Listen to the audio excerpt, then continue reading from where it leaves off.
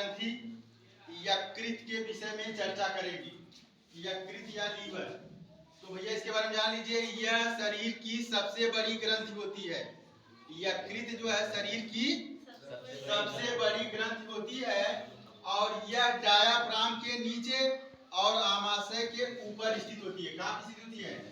Diaphragm के नीचे और आमाशय के ऊपर स्थित होती है। डायाफ्राम क्या होता है? वह संरचना जो हमारे वक्ष भाग को और उदर भाग को अलग करती है, क्या कहलाती है? डायाफ्राम। तो यह जो है डायाफ्राम के नीचे और आमाशय के ऊपर स्थित होती है। इसका भार लगभग 1500 ग्राम होता है। यकृत का भार कितना होता है? 1500 ग्राम। इसका भार लगभग 1500 ग्राम होता है। अब देखिए यकृत के कार्य। यकृत का देखिए सबसे मुख्य कार्य, सबसे पहला पित्त रस का स्रावण करना। तो यकृत जो है पित्त रस का स्रावण करती है और वह पित्त रस कहाँ पे एकत्रित होता है? पित्ताशय में। यकृत जो है पित्त रस का स्रावण करती है। पित्त रस जो है पित्ताशय में एकत्रित होता है। पित्त रस में कोई पाचक एंजाइम नहीं पाया जाता है। यह वसा का इमल्सीकरण करता है, यानी वसा को छोटी छोटी गोलिकाओं के रूप में तोड़ देता है। दूसरा कार्य है हिपैरिन का स्रावण। हिपैरिन एक प्रतिस्कंदन प्रोटीन होता है। हिपैरिन क्या होता है? प्रतिस्कंदन प्रोटीन, यानी जो रुधिर को जमने से रोकता है। तो उसका स्रावण कहाँ होता है भैया? इसमें लीवर में, यकृत में। तो अगर आपसे पूछा जाए कि आपके नसों में जो रुधिर क्यों नहीं जमता, तो किसके कारण नहीं जमता है? हिपैरिन के कारण। अगला है यानी ग्लाइकोजन का संचय, यानी जो है यकृत ही क्या करती है? जो शर्करा होती है यानी जो शुगर होती है उसको ग्लाइकोजन में यानी ग्लूकोज को ग्लाइकोजन में संचित करने का कार्य करती है। अगला है वसा का संश्लेषण। वसा का संश्लेषण भी कौन करता है?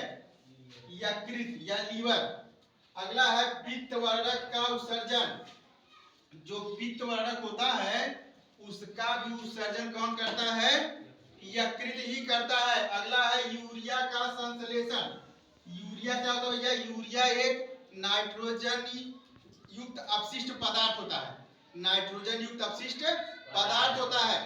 तो नाइट्रोजन युक्त अपशिष्ट पदार्थ तीन प्रकार के होते हैं। एक होता है अमोनिया, एक होता है यूरिया और एक होता है यूरिक अम्ल।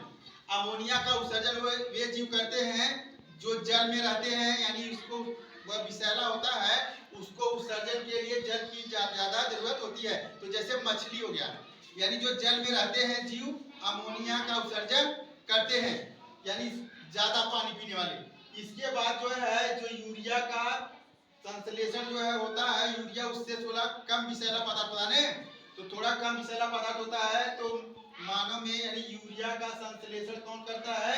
यकृत करता है।